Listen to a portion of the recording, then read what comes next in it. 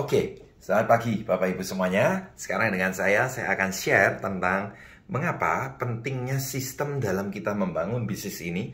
Dan kita itu betul-betul tetap submission dari awal.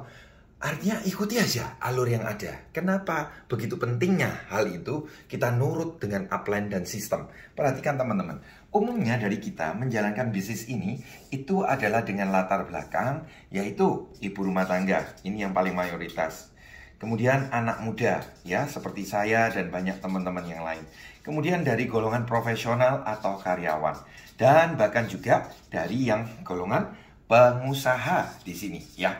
Nah, mari kita lihat. Golongan pengusaha pun ada berbagai macam latar belakang, ya. Nah, kita perhatikan sekarang. Pada saat semua latar belakang yang berbeda ini berusaha membangun bisnis ini, maka banyak dari mereka yang tidak memahami bahwa sebesar apa bisnis ini. Nah, mari kita lihat. Umumnya orang berpikir yang namanya bisnis atau usaha itu hanya sebatas yang pertama adalah dengan cara menjadi broker atau makelar, ya.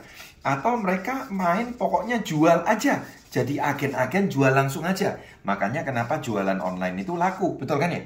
Nah, mereka pokoknya punya barang dari orang, mereka ambil, mereka jual.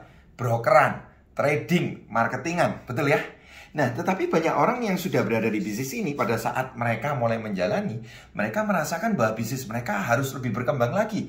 Nah, di sini mereka nggak punya karyawan. Mereka kerjain semuanya sendiri. Administrasi, pembukuan, gudang, packaging, semuanya mereka sendiri ya. Makanya kenapa banyak bisnis online yang akhirnya mati di titik ini, betul ya? Nah, akhirnya mereka mulai berpikir supaya bisa jalan bagaimana? Saya harus upgrade bisnis saya, yaitu menjadi kelas apa? Pedagang. Nah, yang awalnya nggak pakai karyawan, pedagang sekarang mulai pakai karyawan, ya, yang ngelayanin di depan, bagian gudang, bagian kasir. Tapi apa yang terjadi? Dia masih tetap di sana. Karena apa? Sistem dari pedagang ini nggak pernah berpikir untuk bagaimana pengembangan SDM. Hanya terbatas sebatas, cuman hanya orientasi omset. Nah, perhatikan. Nah, di titik ini, orang akan berpikir lagi gimana cara bisa lebih gede. Mereka baru mulai menjadi seorang pengusaha kecil atau small business owner.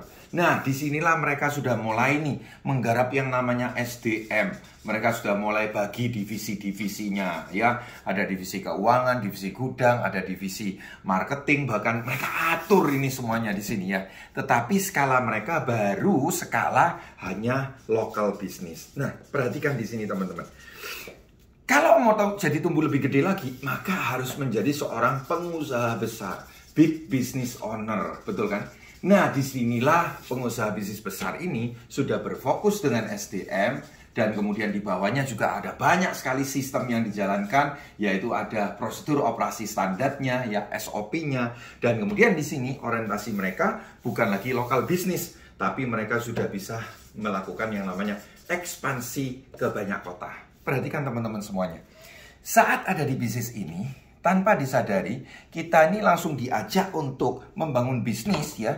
Dari awal latar belakang yang nggak paham bisnis, meskipun itu kita sebagai pengusaha, kita seringkali baru bermulai mungkin di sini atau di sini sebagai makelar. Bayangkan sekarang, tiba-tiba dia langsung ditarik menjalankan bisnis ini tuh menjadi seorang pengusaha besar.